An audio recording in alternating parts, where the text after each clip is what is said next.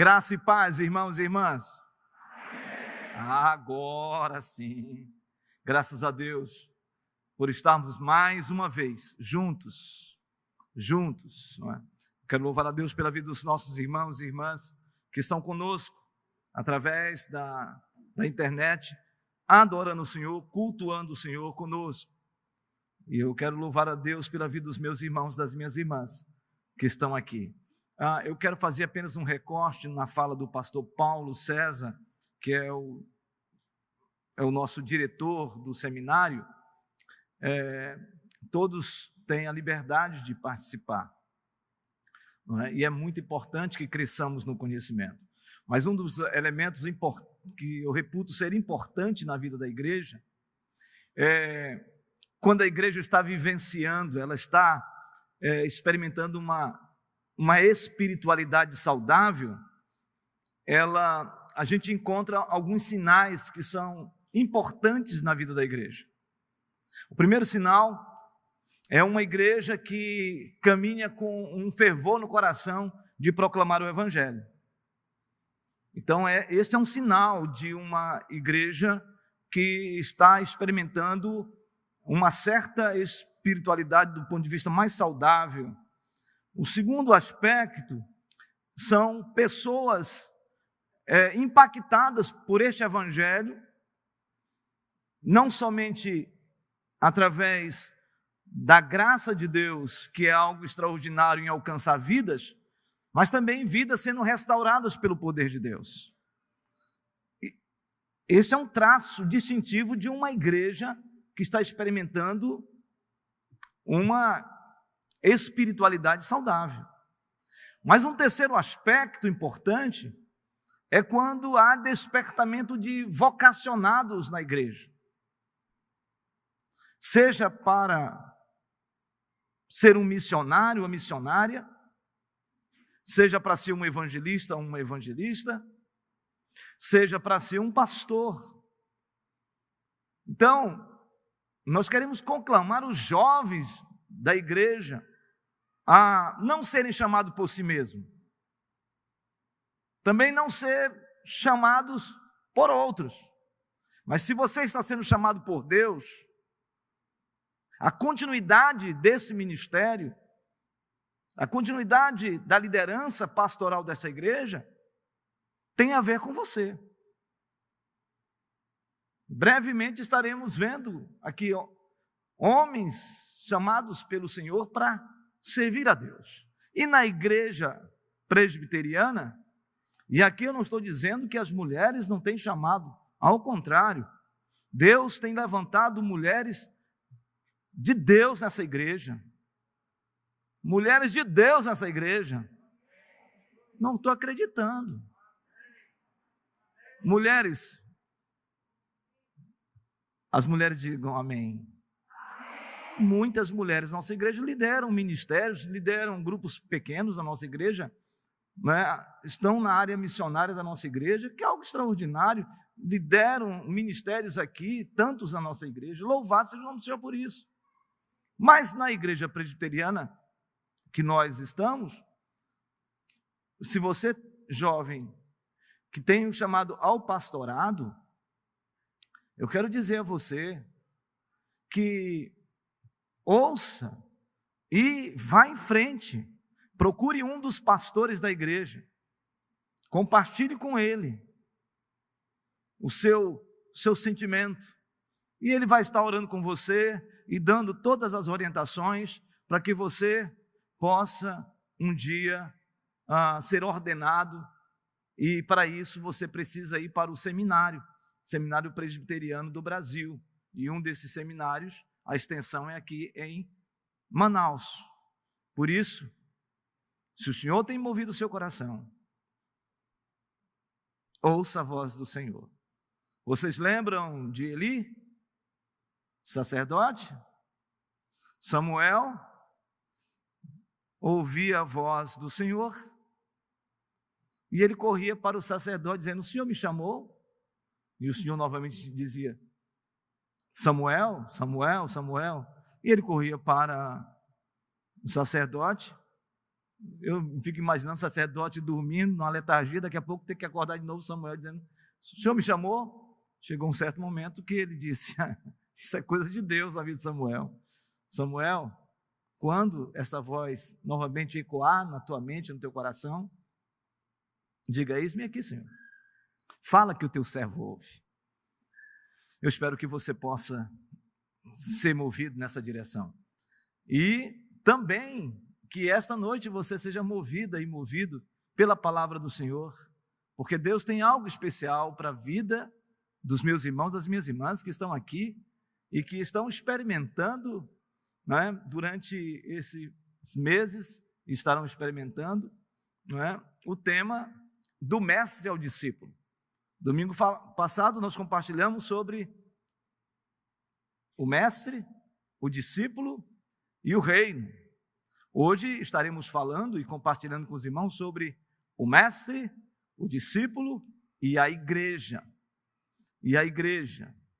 Então eu peço aos irmãos e às irmãs que possam abrir as escrituras exatamente no Evangelho de Mateus, capítulo 5. Evangelho de Mateus, capítulo 5.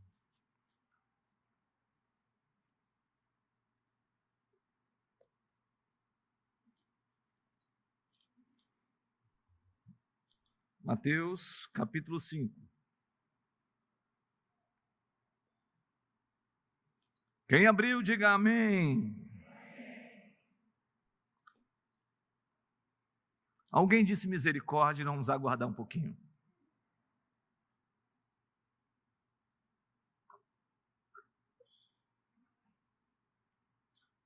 Vamos ler juntos, queridos, versículos 13 a 16. Diz assim as Escrituras, a palavra de Deus: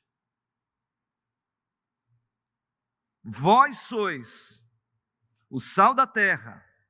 Ora, se o sal vier a ser insípido, como lhe restaurar o sabor? Para nada mais presta, senão para, lançado fora, ser pisado pelos homens. Vós sois a luz do mundo.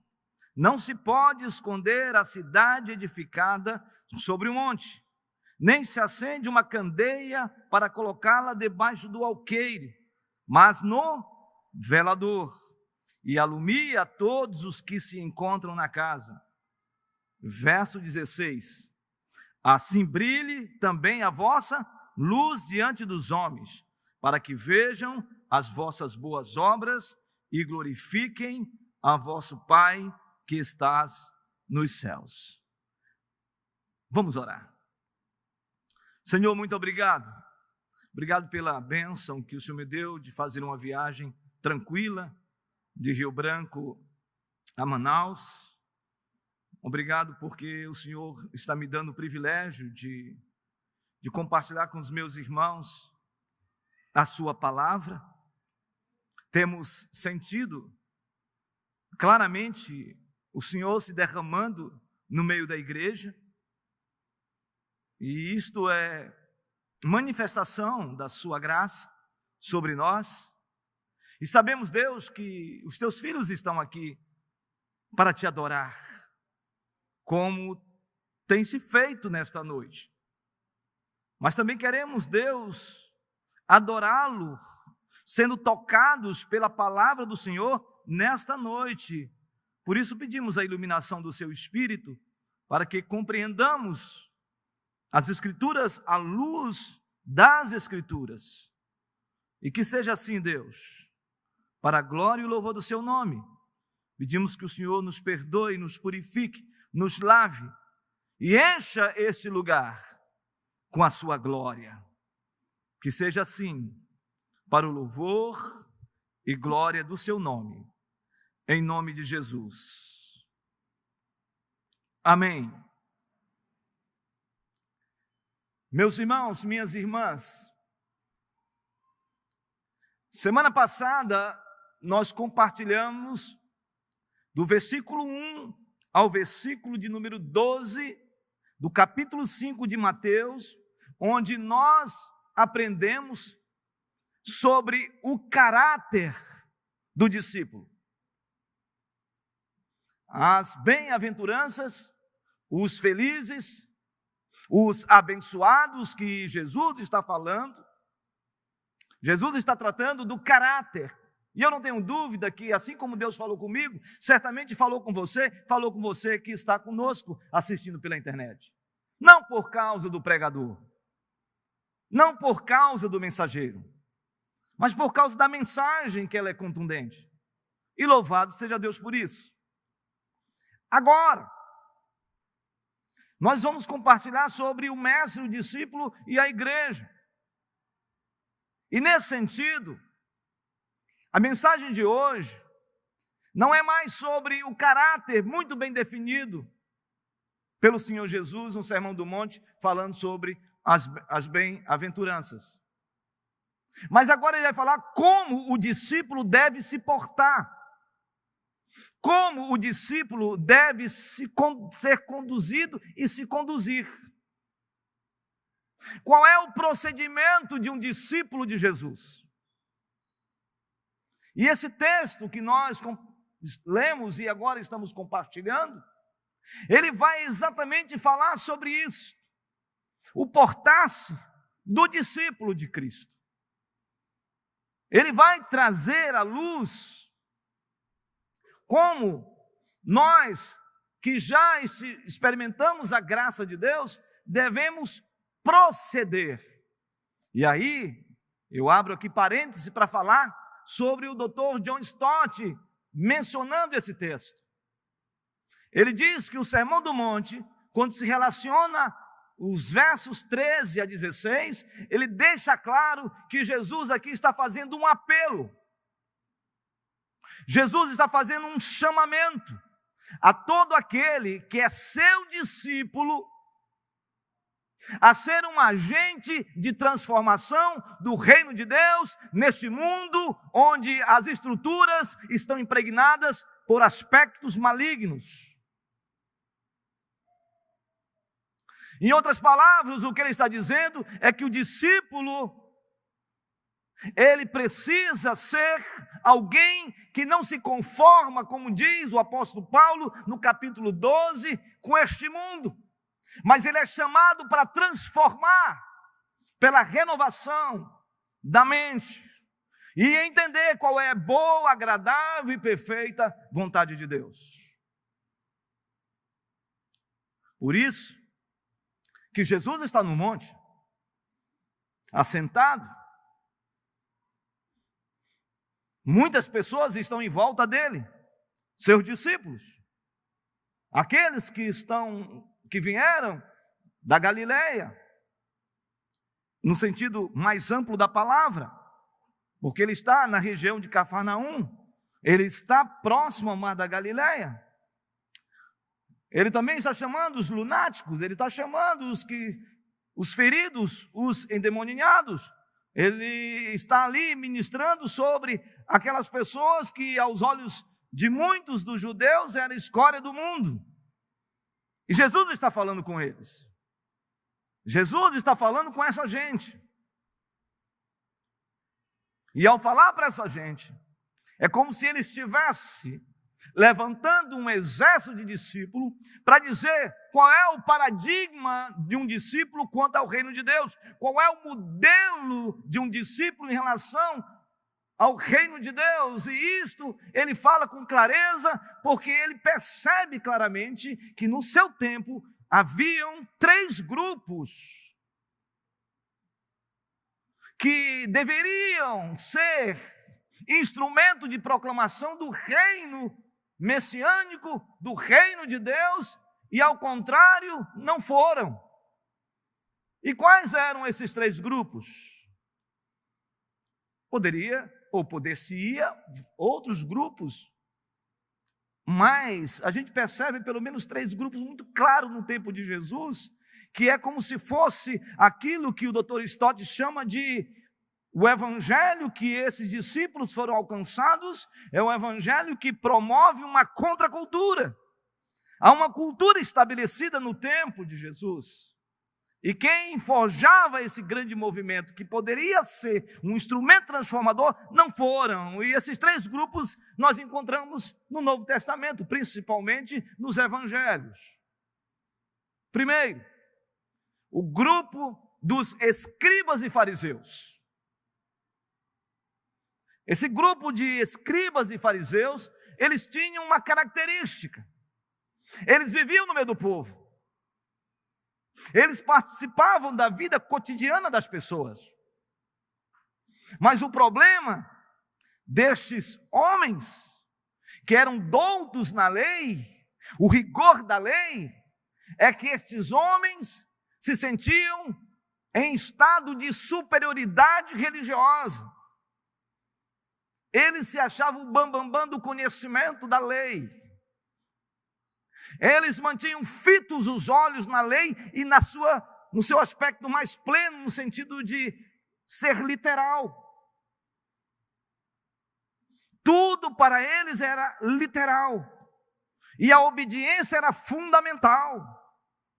Mas a fala destes homens, que eram falas muitas vezes prosélitas, não gerava nenhum impacto transformador no meio do povo.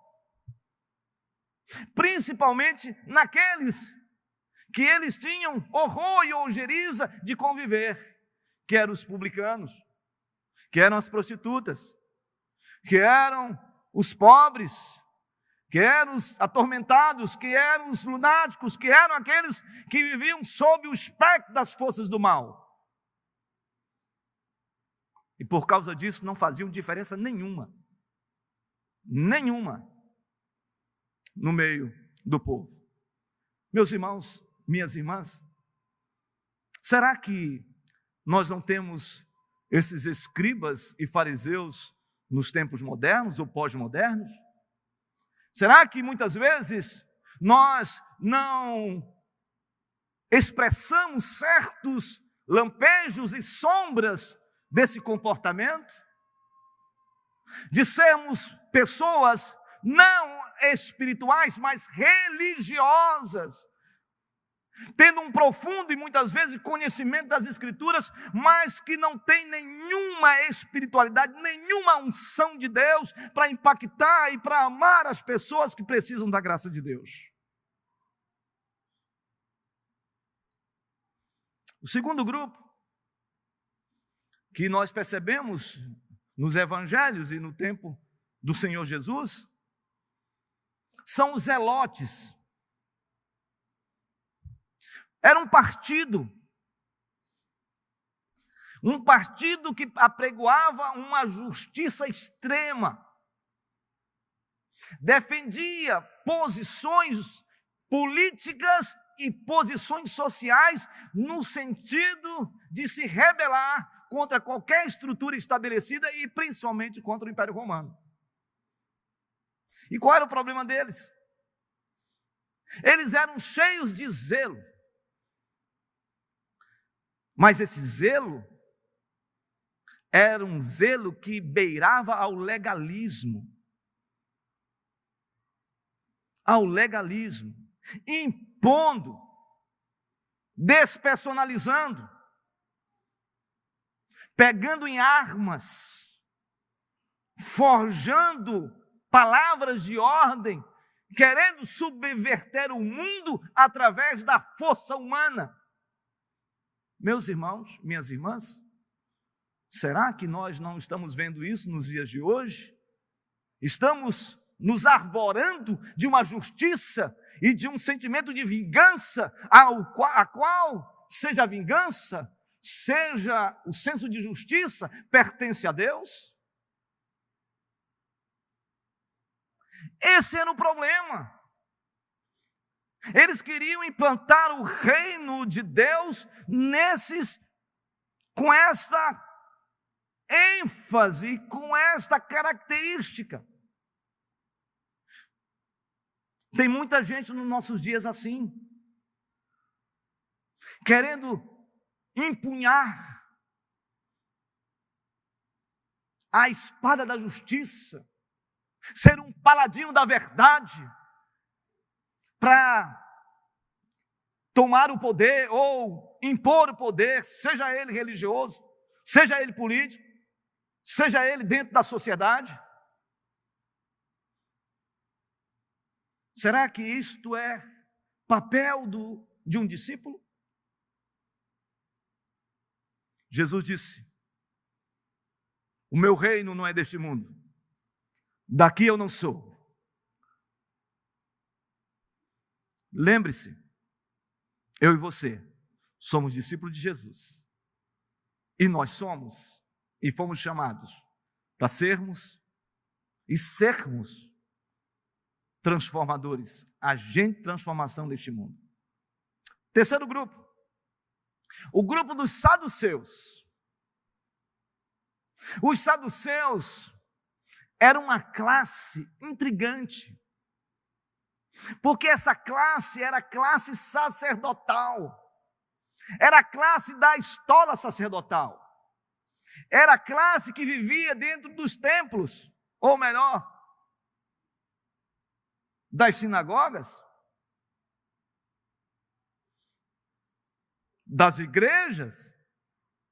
Eram aqueles que falavam, eram aqueles que faziam a liturgia, eram aqueles que estabeleciam rituais, sacrifícios, mas não tinha nenhuma reverberação, uma conexão entre igreja e gente. E nós podemos correr esse risco de sermos discípulos dentro de uma estrutura, e quando ao sairmos dela, nos tornamos mundanos, sem nenhum impacto no meio da sociedade. O nosso testemunho, ele é inócuo, ele não tem nenhuma relevância, ele não transforma, ele não incomoda, ele não inquieta, ele não gera reflexão nas pessoas.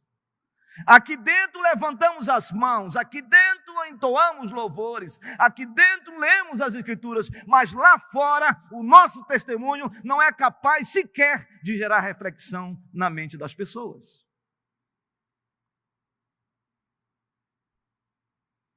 Esses três grupos eram muito claramente perceptíveis naquele tempo.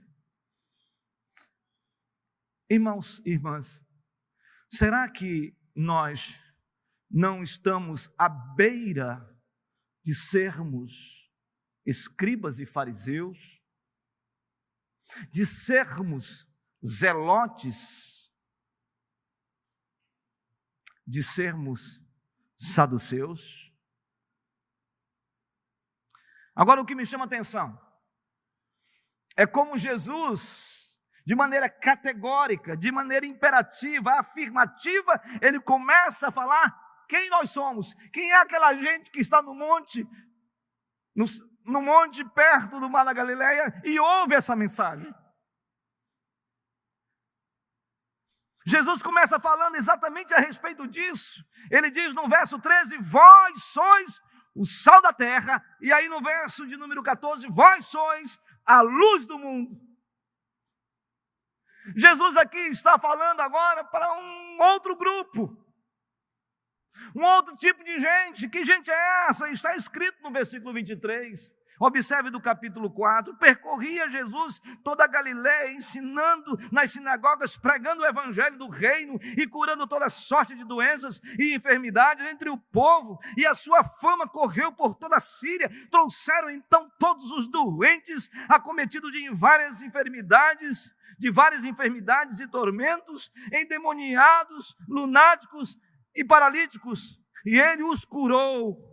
E da Galileia, Decápolis, Jerusalém, Judéia, da além do Jordão, numerosas multidões o seguiam. Em outras palavras, essa era a gente que estava sendo transformada pelo poder de Jesus.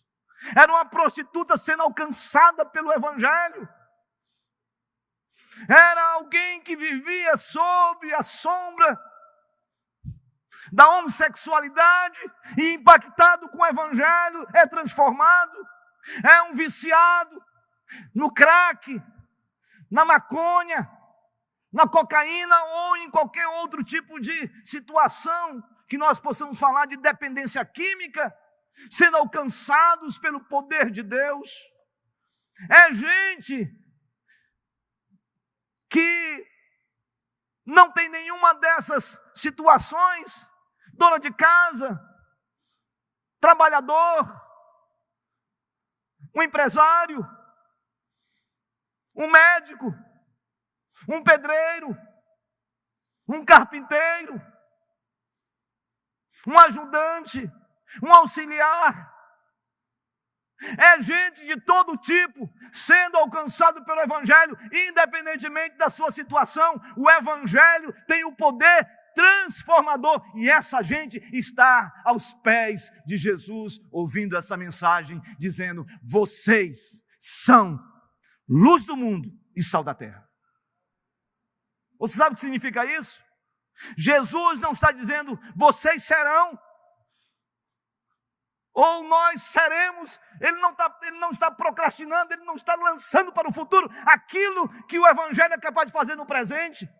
Ele está dizendo para você, adolescente, nessa noite, ele está falando para você, minha irmã, que está aqui hoje, casada, você, viúva, você que está aqui solteiro, solteira, você, meu amado, minha amada, que veio aqui angustiado, sofrendo, passando os dramas mais profundos da sua alma. Ele veio dizer, ele está dizendo na sua palavra, que esse Evangelho é para você, você que está angustiado, você que está aflito, você que está passando por uma crise profunda na sua alma, você que está sem esperança, você que perdeu o norte na sua caminhada, o seu projeto de vida foi desfalecido na caminhada. É para você que Jesus está dizendo, é para você que ele veio gerar transformação verdadeira, se você se submeter à sua palavra. E então eu e você, nós aqui seremos discípulos de Jesus. É para essa gente.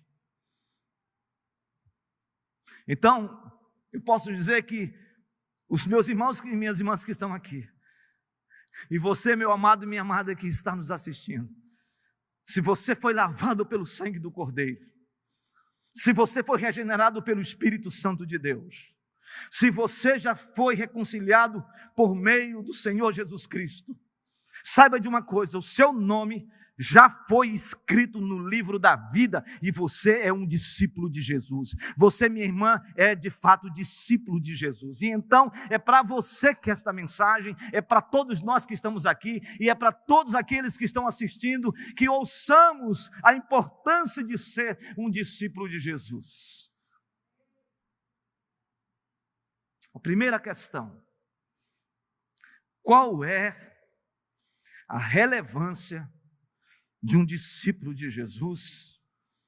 E aí então Jesus aqui usa duas metáforas, na verdade uma metáfora para designar dois aspectos de figura de linguagem que nós encontramos nesse texto aqui.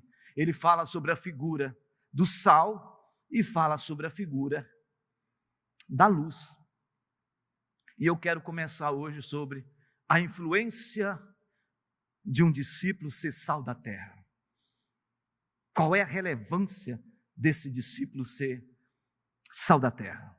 E aí nós podemos ir para o texto. Vamos para o texto novamente.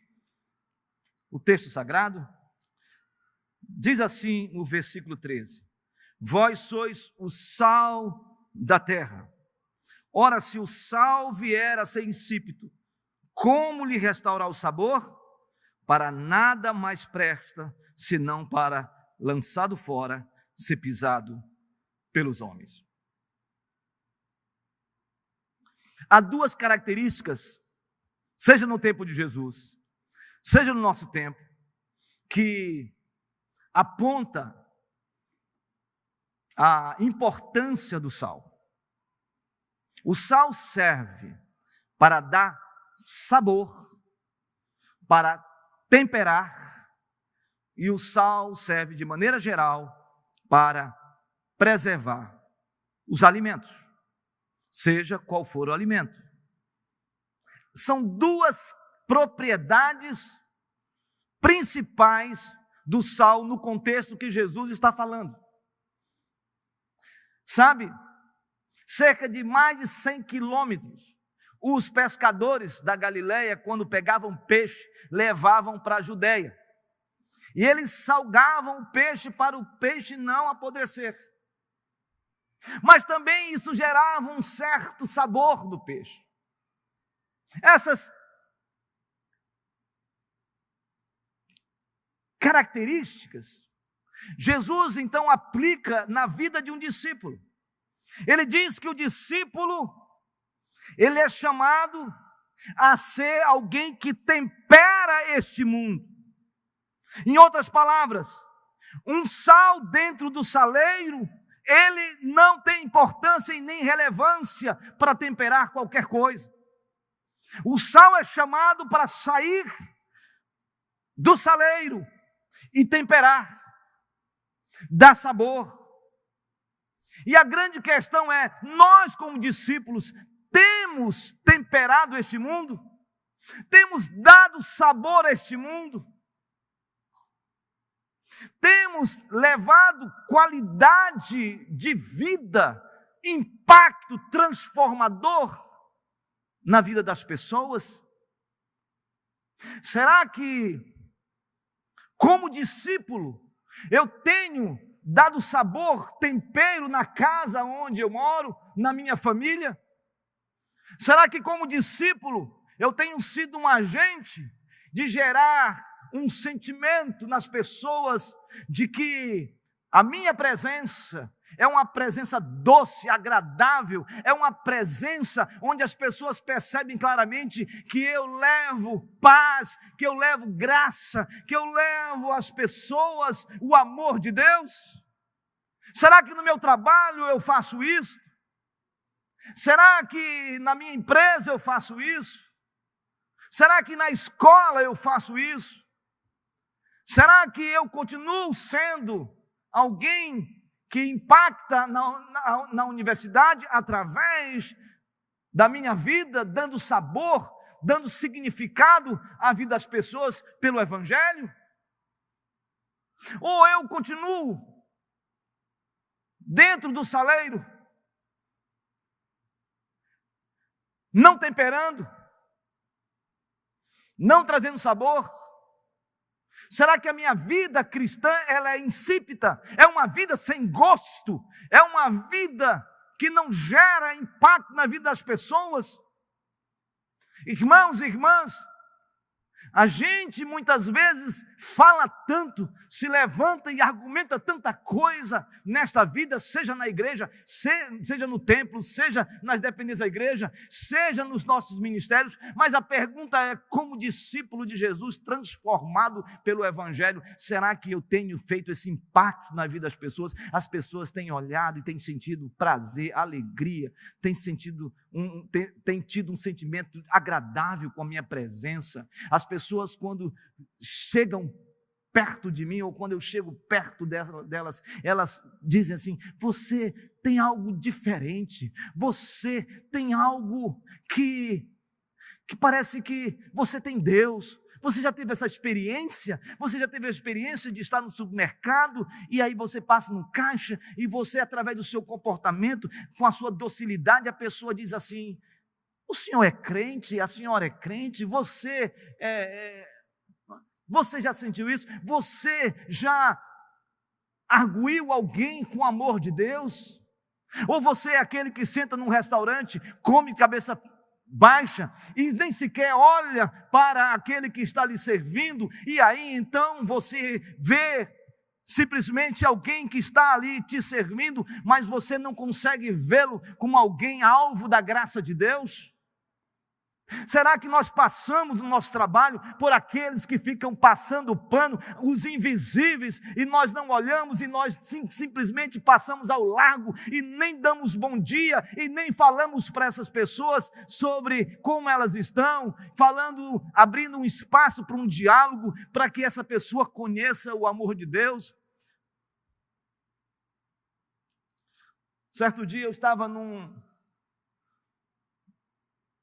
numa churrascaria em Rio Branco.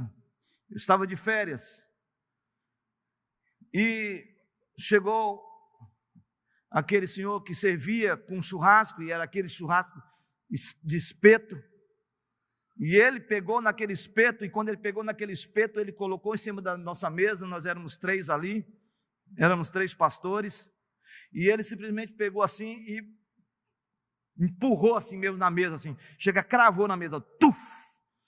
E aí eu olhei para ele assim, ele estava com uma faca desse tamanho, A primeira vontade foi: o senhor não pode ser mais delicado, colocar aqui devagar o espeto e não nos assustar para que a gente não tenha nenhuma digestão, ou uma congestão, melhor dizendo. Mas o fato é que Deus encheu meu coração de tanta ternura, e eu sei que foi Deus que fez isso comigo, de tanta ternura, que eu olhei nos olhos dele e comecei a ter um senso de graça tão grande, que eu olhei e falei: o senhor está bem? Ele disse: hoje não é um dia muito bom, minha mulher me traiu e eu estou aqui pensando no que fazer. E eu disse para ele: eu não sei o que o senhor está pensando fazer, mas se for com essa faca. Ele disse: não sei, e ficou sério. Eu falei: eu quero dizer para o senhor que Jesus nos trouxe aqui não para comer esta comida, mas para falar do amor de Deus para você. Aquele homem começou a chorar,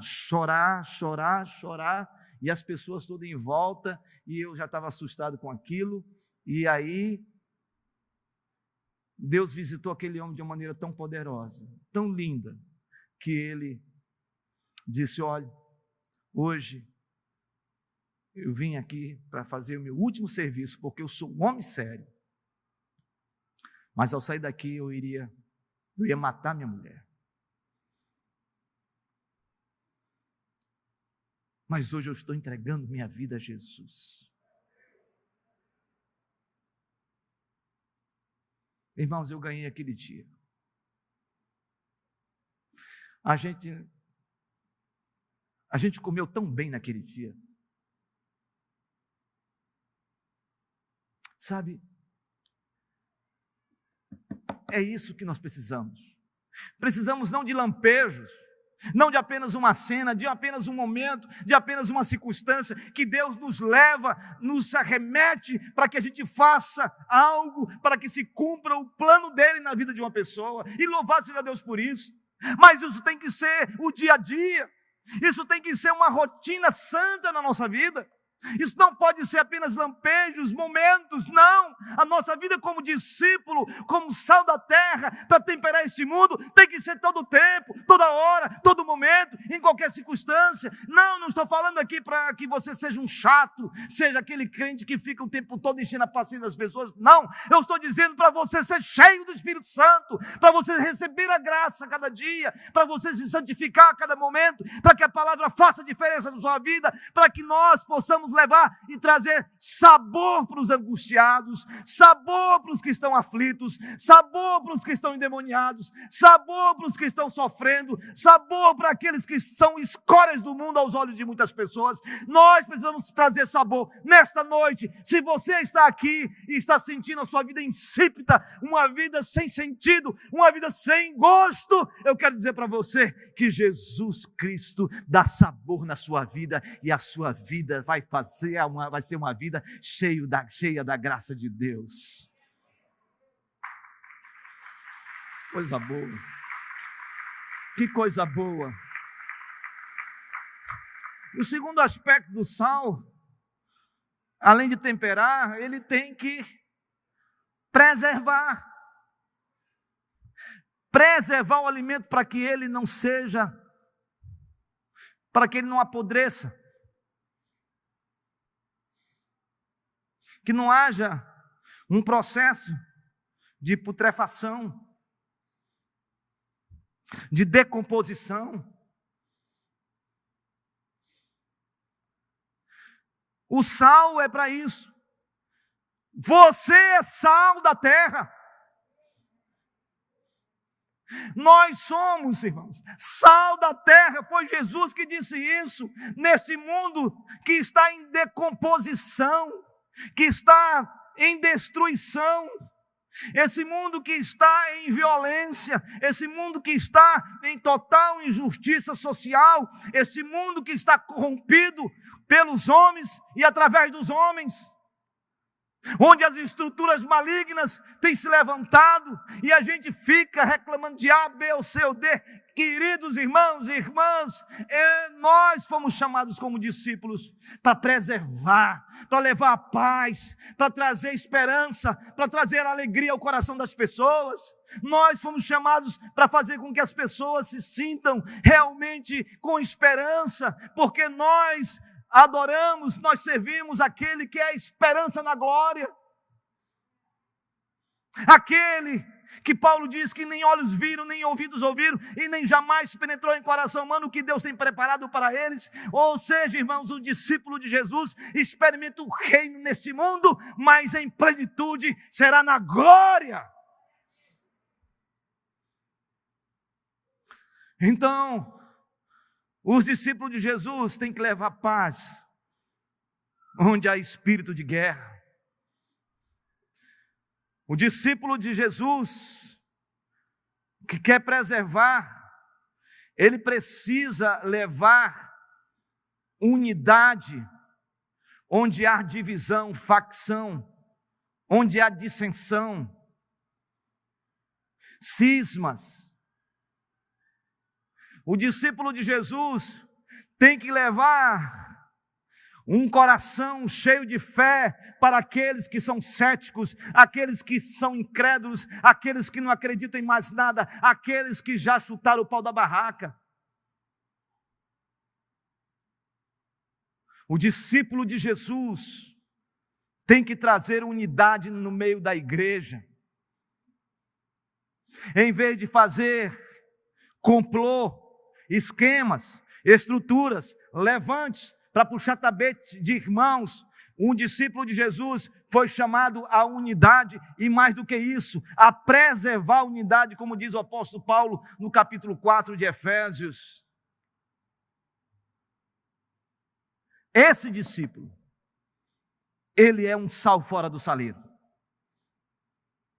E Jesus conclui este assunto dizendo algo terrivelmente impactante na nossa vida. É Jesus falando. Olha o que diz o texto, do verso 13. Como lhe restaurou sabor? Para nada mais presta, senão para, lançado fora, ser pisado pelos homens. Um sal que não dá sabor, que não preserva, ele não serve para nada. Não serve para nada. Um sal dentro do saleiro, ele não tempera e ele não preserva o alimento. Meus irmãos, nós temos sido, como discípulo de Jesus, sal da terra? Ou nós temos sido irrelevantes, insípidos, sem gosto?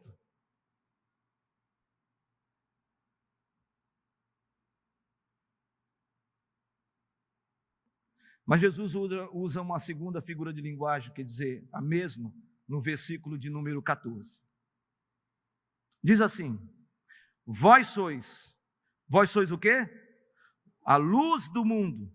Não se pode esconder a cidade edificada sobre um monte, nem se acende uma candeia para colocá-la debaixo do alqueire, mas no velador, e ilumina todos os que se encontram na casa. Assim brilhe também a vossa luz diante dos homens, para que vejam as vossas boas obras e glorifiquem a vosso Pai que está nos céus. Esse texto, ele é maravilhoso, porque ele fala que nós somos luz. É lógico que nós somos uma variação da luz de Cristo. É óbvio. Mas o que me chama a atenção é o que está escrito em Mateus capítulo 4, versículo 12. Ou seja, no contexto próximo anterior. Observe o que diz o texto. Por favor. 4:12. Veja bem. Diz assim: ouvindo, porém, Jesus que João fora preso, retirou-se para a Galileia.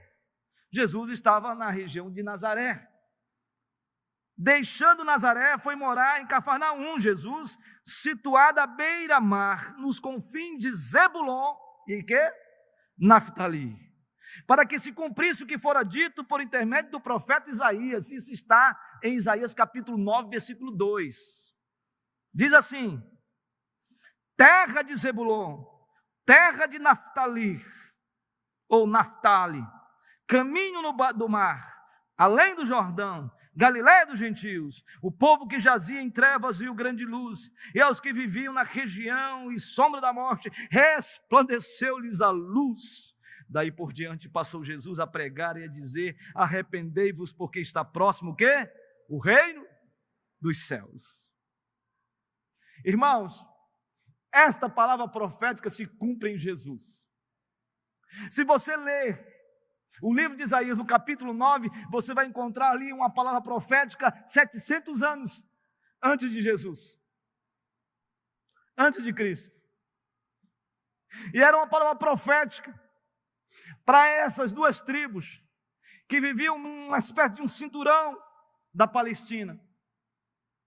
Era o espaço onde essa gente ficava, era onde os inimigos, todos os inimigos de Israel adentravam. Todos eles.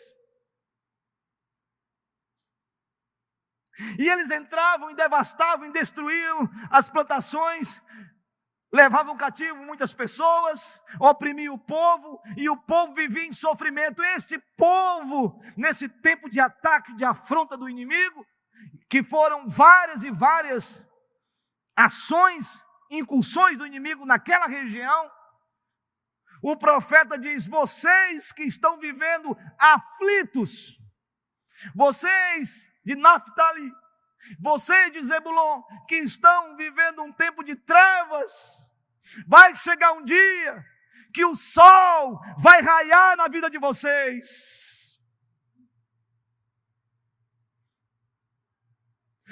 Vai chegar o dia onde a luz vai reluzir na vida de vocês.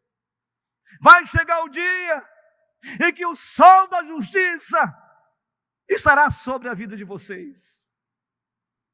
Meus irmãos, minhas irmãs, o texto aqui que nós lemos é o cumprimento desta profecia. Jesus sai de Nazaré e vai para Galiléia. Galiléia dos gentios, da escória, daqueles que eram alienados, marginalizados pelos judeus da Judéia.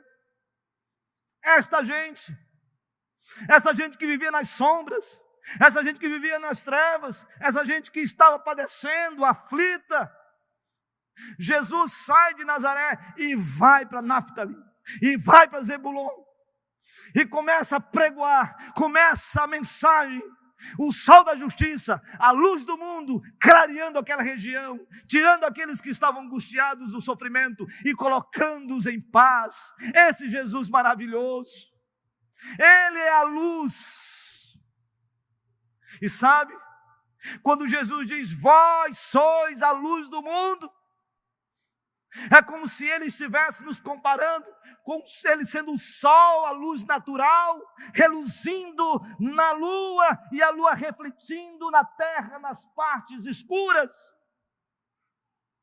Ele está dizendo: eu sou a luz do mundo, e por causa disso, vocês são luzes para iluminar, para alumiar, para aqueles que estão nas trevas, para aqueles que estão aflitos, para aqueles que estão angustiados, para aqueles que estão vivendo na injustiça, para aqueles que estão passando pelas lutas mais terríveis da sua vida. Recebam a luz, e onde há escuridão, não haverá mais trevas, porque eu sou a luz, e vocês tão somente agora sois luz do mundo. Luz do mundo. E aí ele diz: vocês são luz do mundo, vocês têm que serem candeias, vocês precisam serem lamparinas, e vocês não podem ficar debaixo do alqueire, não debaixo de uma mesa, para ofuscar. E toda luz que fica embaixo começa a bruxulear, começa a se esvair, começa a quase se apagar. Fica aquela coisa, acende um pouquinho e depois vai apagando devagar. E fica naquele vai e vem. Tem gente assim, gente como se fosse um crente vagalume, acende e apaga, acende e apaga, acende e apaga. Hoje eu estou na bênção, amanhã, ó vida, ó dor, ó azar. Ele diz: vocês não foram chamados para estarem assim, mas no velador, ou seja, num castiçal, numa lamparina no alto, pregado na parede, ou num lugar central que ilumina a casa inteira, e quem está de longe vê a luz. Você já teve essa experiência de estar andando numa estrada escura que não tem nada, absolutamente nada, daqui a pouco você vê lá no fundo uma casinha e tem assim aquela lamparina balançando assim, aquele negocinho, diz assim: eu sei a direção, eu sei a direção. Sabe, irmãos, é assim. Muitas vezes nós estamos na escuridão, muitas vezes nós estamos vivendo uma vida sem alegria, muitas vezes nós estamos vivendo uma vida angustiada, nós estamos assim meio que longe cada vez mais da luz, mas aí a gente contempla lá no final uma luz ali, e você vai na direção dela, porque você sabe que ali você vai ter a clareza das coisas. É isso. Ele fala da cidade. Não pode esconder a cidade edificada sobre um monte. Não dá para fazer isso. Não dá para não perceber uma cidade no alto. Não dá. Quando a gente está andando aqui no Rio Solimões ou no Rio Negro, aqueles barrancos enormes, lá em cima tem as casas, as comunidades. A gente vê de longe. Não dá para esconder. Não dá. Somos nós. Nós não fomos chamados para sermos agentes secretos do reino de Deus. Nós precisamos temperar este mundo. Nenhum saduceu, nenhum zelote, nenhum escriba, nenhum fariseu tem esse poder de reluzir, esse poder de estar num lugar em que todos percebam, a não ser os discípulos verdadeiros de Jesus. Você é um discípulo, você é de Deus. Então, seja no seu trabalho, seja na sua casa, seja nos negócios, seja no esporte, seja na escola, seja na faculdade, seja no encontro de amigos, você precisa ter isso em mente, que as pessoas devem olhar para você e perceber claramente que você está ali para iluminar, para fazer a diferença, para as pessoas sentirem que no meio do horror há esperança, e você é aquela pessoa portadora da esperança. Você não é portador do caos, você não é portador do divisionismo, você não é portador de gerar instabilidade na vida das pessoas, você é portador e portadora da mensagem mais linda do Evangelho, Jesus Cristo. Jesus Cristo. E o resultado está no versículo 16. Diz assim: assim brilhe também a vossa luz diante dos homens, para que vejam as vossas boas obras e glorifiquem a vosso Pai que está nos céus. Isso aqui é muito importante para nós, presbiterianos, porque nós cremos que nós não fomos chamados pelas boas obras. Nós não fomos chamados à salvação pelas boas obras, mas nós fomos chamados pela graça de Deus. E por sermos chamados pela graça de Deus, nós devemos praticar boas obras. E o Senhor Jesus está dizendo aqui: pratiquem boas obras. Sejam, você é luz, você é sal. A minha oração nesta noite é que a gente passe de longe de sermos saduceus desse tempo, de sermos fariseus e escribas desse tempo, que só pensa na dogmática, só pensa na ortodoxia sem ortopraxia, sem prática de vida cristã, de sermos zelotes querendo resolver as coisas com a nossa própria força. Que nós sejamos, tão somente, irmãos, discípulos de Jesus. E ser discípulo de Jesus é ser sal da terra e luz do mundo. Que o Senhor seja adorado nessa noite, em nome de Jesus.